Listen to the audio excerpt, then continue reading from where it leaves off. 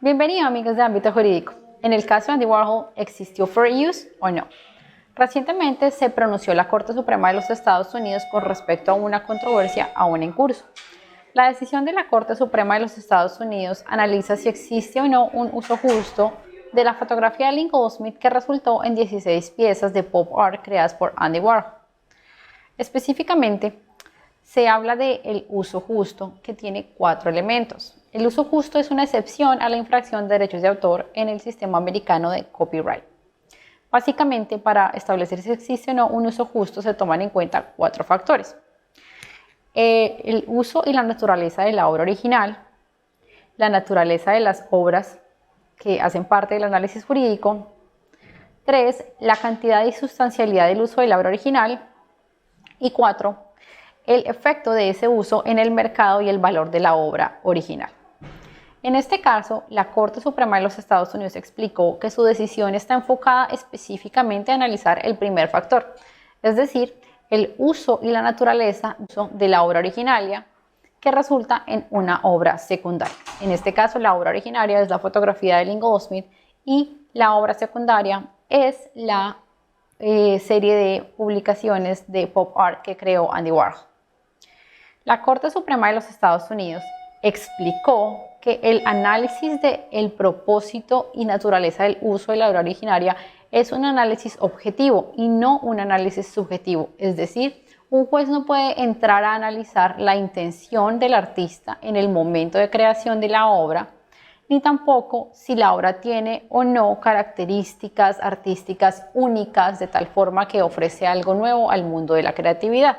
Básicamente esa no es la labor del juez y la Corte Suprema se expresa diciendo que los jueces no son críticos de arte y por tanto tal análisis sería impropio. Sin embargo, el análisis del propósito y naturaleza del uso de una obra originaria debe ser un análisis objetivo, específicamente enfocándose no solamente en si ese uso resulta en algo transformativo, es decir, que la obra secundaria tenga elementos adicionales o proponga algo nuevo, sino también teniendo en cuenta si el uso de esa obra originaria es o no comercial en oposición a un uso sin ánimo de lucro. En este caso particular, la Corte se enfoca en la evidencia que existe de que ambas obras, la fotografía de Lynn Goldsmith y las ilustraciones de Andy Warhol, llamados Prince Series, primero, enfocaban su atención en la misma persona, Prince, un ícono de la música americana. 2. Se trataba de obras que fueron objeto de licencias comerciales para publicarse en revistas de este medio. Tanto las fotografías de Lynn Goldsmith como las ilustraciones de Andy Warhol han sido publicadas en revistas para dar a conocer artistas de la música, de tal forma que los usos de ambas obras son prácticamente idénticos. La Corte Suprema también se refirió a las opiniones de algunos que expresan que una decisión a favor de Lynn Goldsmith desincentivaría la creación del arte y eso tendría repercusiones negativas en el mundo del pop art. Con respecto a este argumento, la Corte Suprema manifestó que es precisamente la posibilidad de solicitar una compensación económica por el uso de una obra originaria lo que incentiva a los artistas a crear. Es decir, que el requerir esa compensación incentiva la creación porque un artista sabe que sus derechos están protegidos. Recordemos que el copyright le concede a un autor el derecho no solamente a usar, utilizar, publicar su obra, sino también a crear obras derivadas que retransmitan su obra, la transformen y la presenten de una manera novedosa. En este sentido, el fair use, que tiene como parte de su análisis si el uso de una obra originaria es o no transformativo, va a requerir de un análisis complejo de los 4 elementos.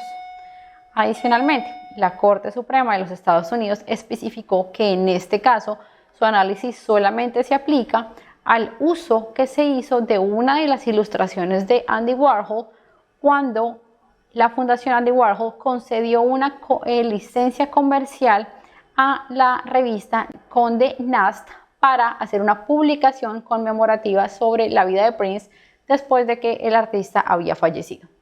Específicamente, las obras de Andy Warhol han sido donadas y entregadas a diferentes museos y galerías. Sin embargo, la ley presume que en estos casos no existe un ánimo de lucro, pues dar a disposición del público para que conozca las obras no se considera un uso comercial. Este caso ha dado mucho de qué hablar y existen posiciones a favor y en contra de la misma. Sin embargo, es importante aclarar lo siguiente: la decisión de la Corte Suprema de los Estados Unidos no se ha pronunciado a si existe o no una infracción a los derechos de autor de Lynn Goldsmith. Ahora el caso volverá a la Corte de Primera Instancia para que se haga un análisis de fondo con respecto a los elementos de la acción de infracción a derechos de autor o copyright.